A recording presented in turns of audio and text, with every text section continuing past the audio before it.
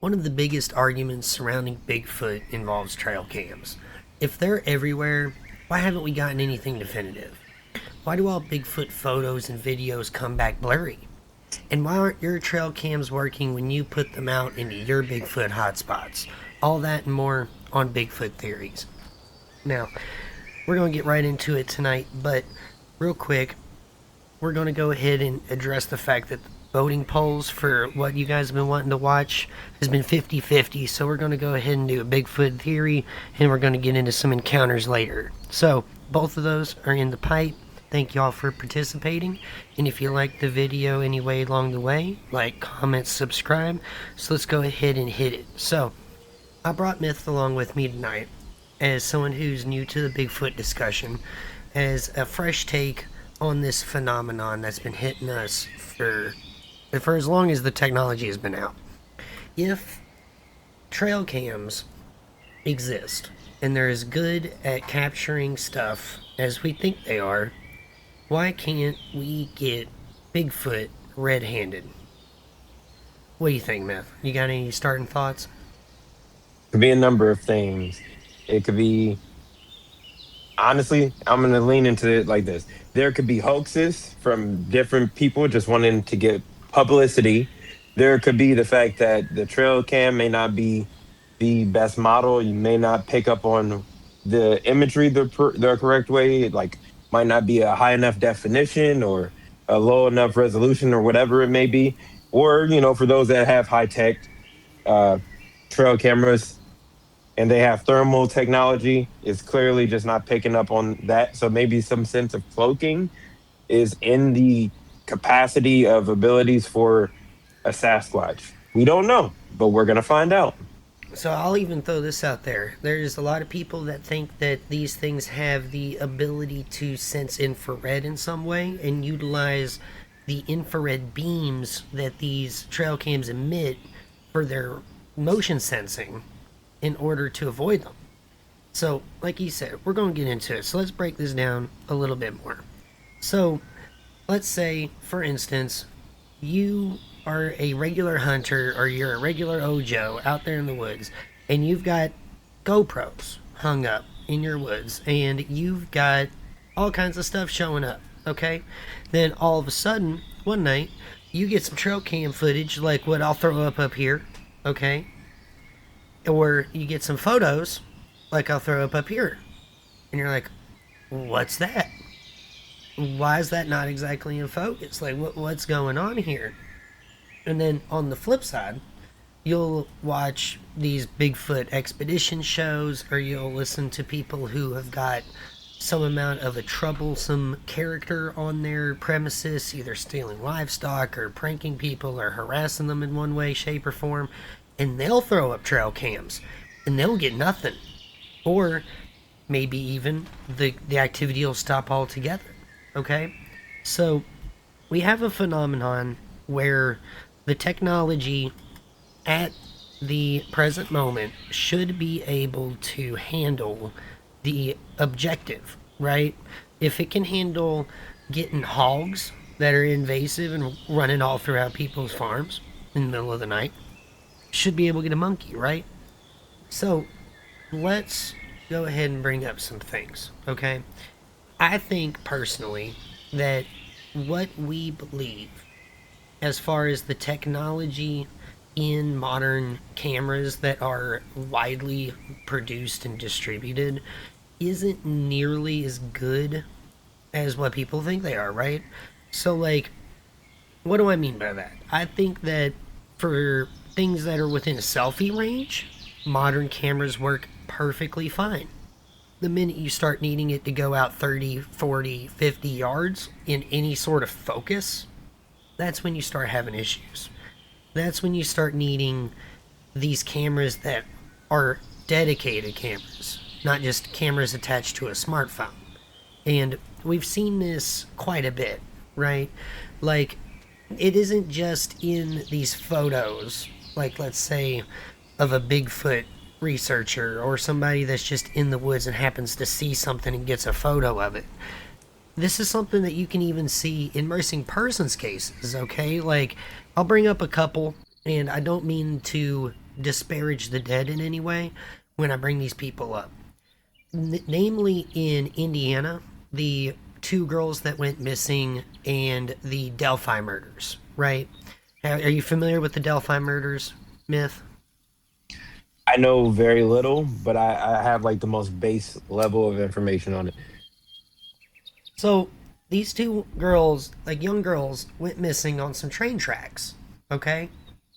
Now, turn to find out, one of them, like for some way, shape, or form, the phone was discovered by police. Okay. Now, the phone had photos of, okay, the person that ended up taking these girls. And these are two girls that are in a situation where they're freaking out, right? They're taking photos at who ended up being the person that ended their lives, right?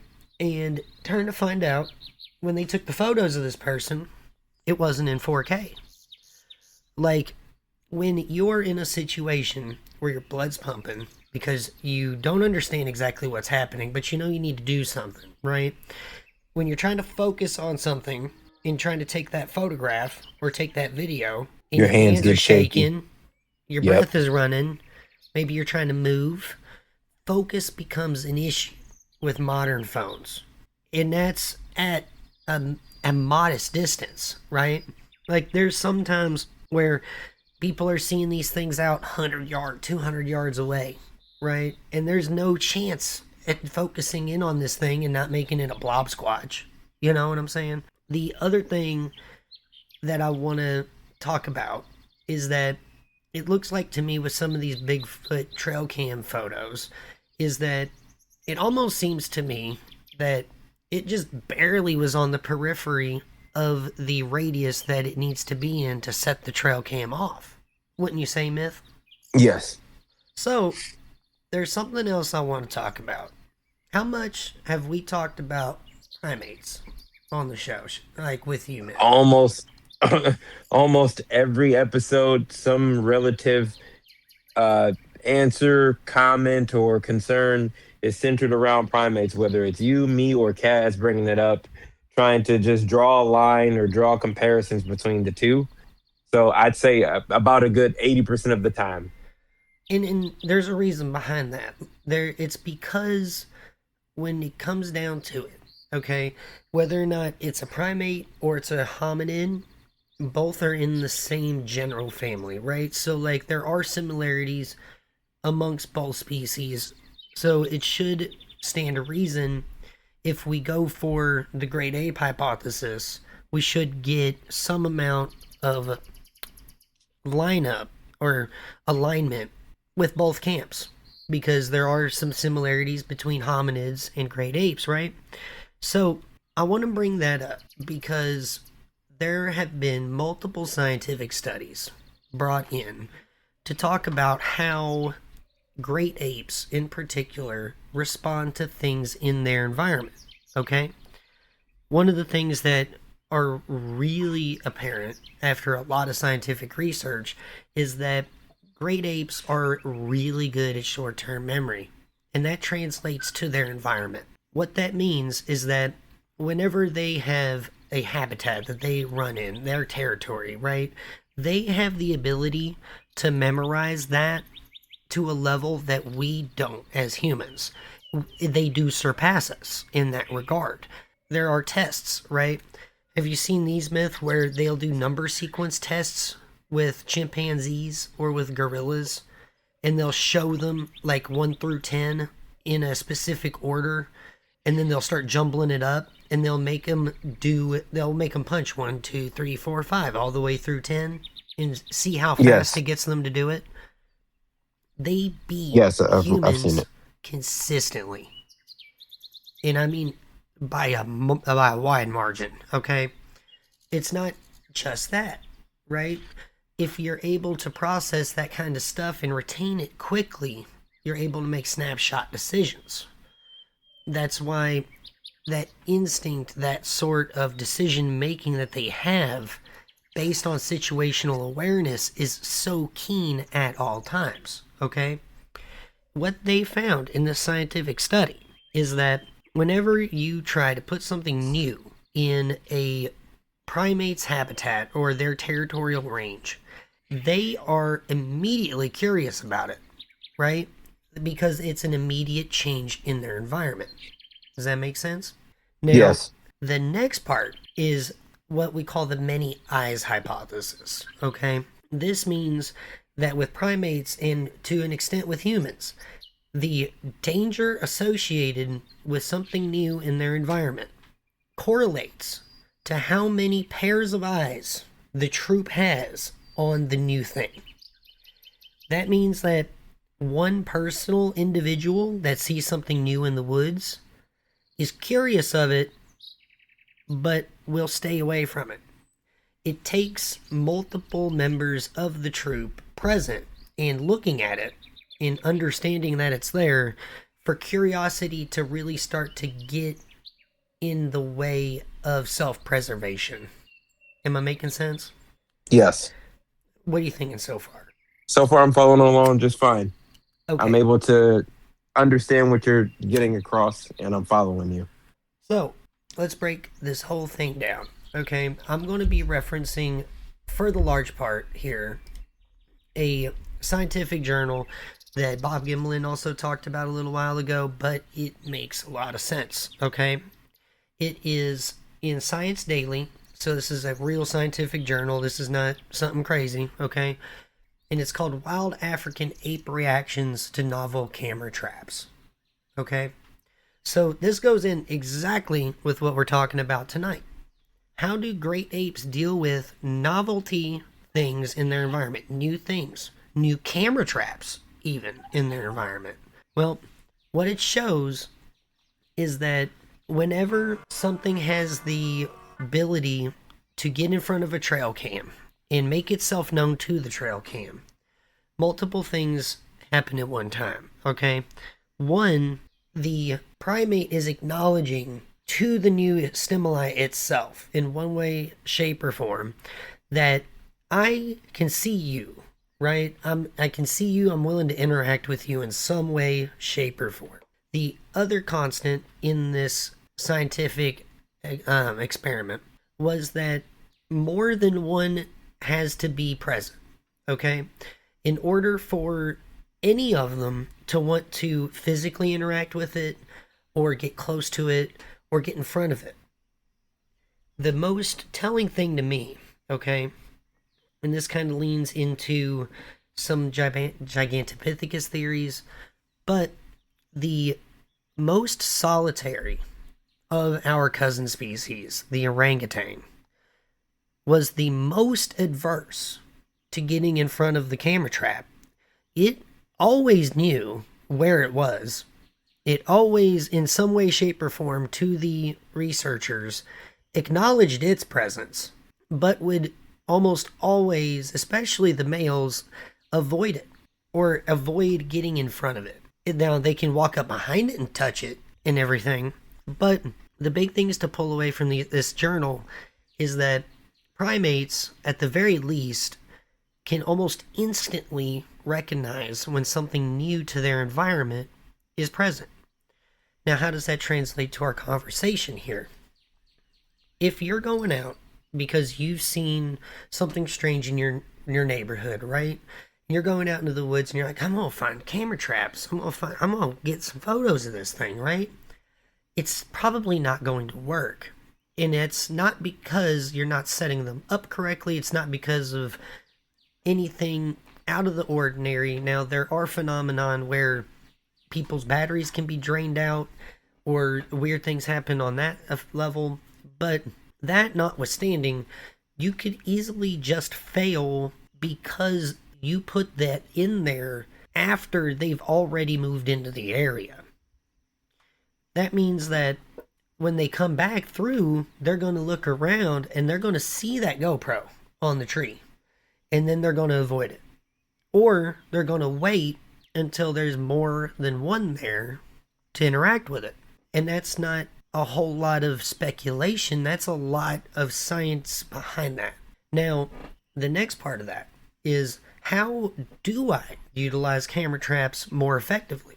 if I do have an research area or I do have something weird going on my property, the biggest thing to do is find a way to disguise the camera within something that already exists naturally within your habitat, right? Or within your property or within your experimental research area.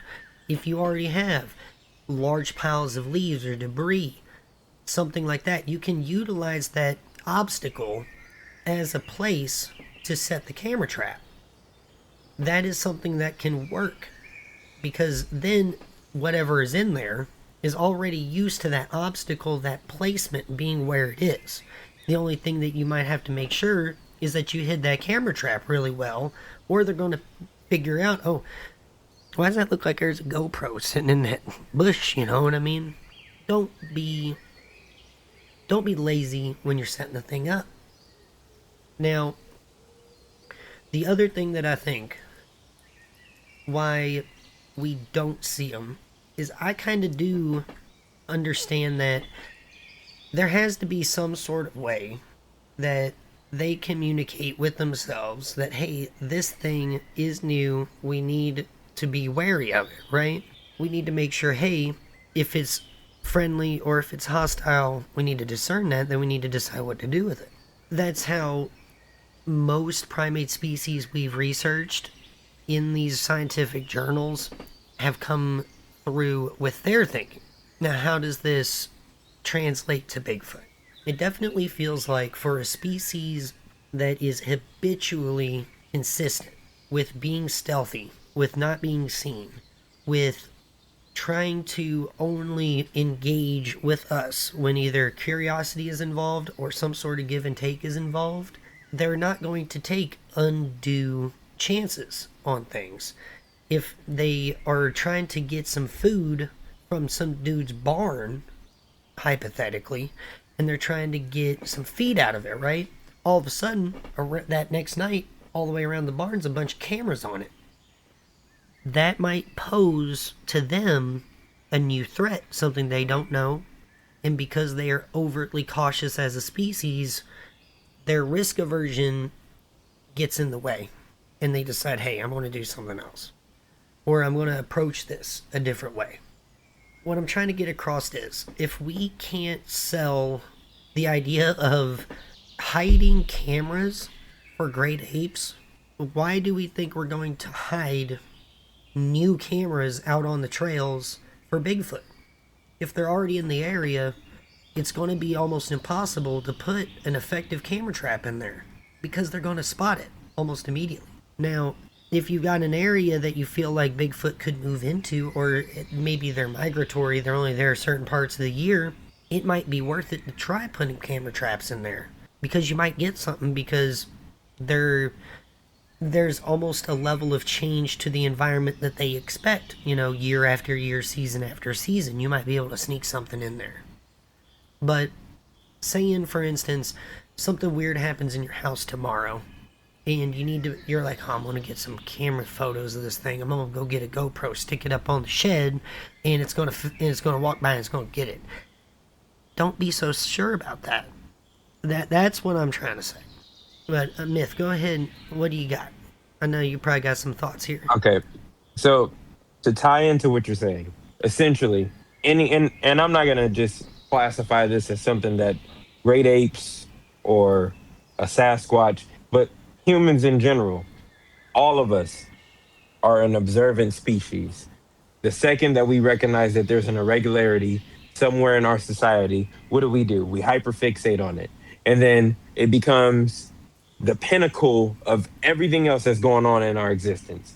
Oh, this is happening right now. I'll give you an example. How many times in the most recent years have we had some world-ending sickness of some kind, and we all hyperfixate on it? Oh, this is what's happening right now. We have to focus on this. That is our camera being pointed at us to be observed. Right. That is quite literally something that we have to pay attention to. So what is the first thing we do? Oh, I'm going to avoid it. Okay, I'll give you an example. COVID came around. Hey, you guys got to wear masks. Stay 5 to 6 feet apart. You need to make sure that you keep your temperature below a certain rate, blah, blah, blah, blah, blah. All right. That's the same thing that's happening with these species. Exactly. Is they're recognizing that there's an irregularity in the pattern that they usually follow. And therefore, this is now what we have to focus on. Don't go over there. Don't touch that. It's like when you're talking to your children and you find something that you know you should, you're like, hey, that's dangerous. Don't touch it. Like for me, I got 2 daughters. Hey, there's an outlet over there and I don't have an outlet cover. Don't put your finger in that outlet. You're going to hurt yourself. It's the same thing for the camera. Hey, we don't know what this is. Don't go over there. Do not, unless you see a group of us go over there to try to figure out what exactly is happening. Don't go anywhere around it. We don't know what it's there for. We can speculate, but we're not 100% certain. Just don't do it. Every species on this planet has some form of communication. Everything I'm saying right now is to touch base on what you're talking about. For the people in the audience that are not proficient in the realm of Bigfoot, I am your voice. Hear me out. I'm trying to explain that literally it's not something that is just going to be observed through a lens for reactions to why Sasquatch or anything of that nature is looking at things. We have to look at it from the lens of life itself, okay? There are so many different things that we hyperfixate on, is my point. And that's what they're doing. You can't pick them up on a camera because they're going to do everything in their realm of knowledge to avoid it. Right. So to touch base on them not being picked up on a thermal camera, all right? I'm going to reference a movie. We do that a lot here. I'm going to reference a movie.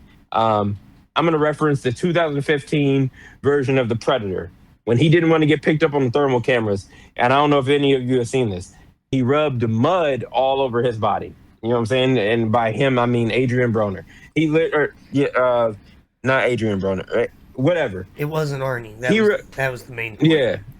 Yeah. He rubbed mud on his body to not get picked up by the thermal lens. Therefore, it just seemed like he wasn't there. He was invisible to the thermal scanner. Therefore, he was able to do damage. It's the same concept. They live in the wilderness. They know techniques that we're not going to be thinking of when we're looking for them. They know exactly how to avoid us. They've been doing that a lot longer than we've known that they exist. So the thing is, you have to look at it from multiple different angles and different approaches and different finesses and try to go ahead and tackle it in a new way. Do we camouflage the camera to the point where it looks like it could be another creature observing them? Because then that may lead to a possibility of them going towards it if they think it's something they've seen before in a positive light. You know what I mean? But I'll leave that to Jaster. We'll touch base on that in a minute. I did my rambling. I'm going to go ahead and give it back to him. I think there's a couple things to add on to that. Another thing is, like, if you're using infrared, right, or FLIR, that's another popular one, right? Have you ever used nods or NVGs, Myth? Yes. Have you and your buddy ever looked at each other dead in the face before while both wearing them? No, but I know what you're talking about. Yeah, because if you're using any sort of infrared generating device and you look directly at another one, it's like staring into the sun. So, like, for something that can potentially see infrared, any sort of infrared emitter is going to be like a proverbial lighthouse in a hurricane. You're going to see it. It's not going to be subtle either. It's going to be really bright if you can see it. So if you're coming out there with FLIR and something can see that, it's more than likely going to run because it's going to look like the sun is beaming into it. You know what I mean? It's like, oh crap, I need to go. Now, the other thing that kind of backs that thought up to me is the fact that we've never got to really see good FLIR footage from, say, 100 yards or less, I would say. Definitely not good FLIR footage. Now, like, that, in my opinion, is more than likely because we've got something that can see or at least understand infrared or sees at night way better than we do and can understand a camera pointed at it. You know what I mean? Or some sort of object pointed in its direction, because let's be real, there's so many stories out there that there's Hunter out there, right? And he's looking at this thing and he's got his gun in his hand and the thing looks at the gun and then looks at him. And there's just unspoken understanding that this thing knows what a gun is. And it's up to you whether or not you're going to make that move, but that thing's definitely close enough to get to you, and it's big, right? So why would that be any different with a camera? Especially if it's emitting, say, metaphorical lighthouse rays on the infrared scale. That makes some sense to me. The other thing that I kind of want to get at is that just because they're not going to get in front of the camera, that doesn't mean they're not going to get behind it, right? That's something that we've seen with primates again. That these things, more than likely, do have the ability to get behind the camera, rip it off, and run off with it. There have been a lot of stories where people are like, yeah, I've had Bigfoot activity happen. My GoPros go missing. And when they say GoPros go missing, they don't mean they're unbuckled or they're stolen or they're like they lose contact with them in that sort of way, right? No, they get ripped off the hinges. There's bark scraping all the way down it, and you get little plastic hinges left in there embedded into the bark. You know, that's much different to me. That's like ripping it off forcefully. That's not trying to work the latch mechanism on a GoPro. You know what I mean? So whatever's doing that is more than likely not human, either a bear or something else, right? So what we're saying is that the answer behind trail cams and photographs and videos of Bigfoot in the woods at a distance is definitely not as easy a conversation to hack as most people would think.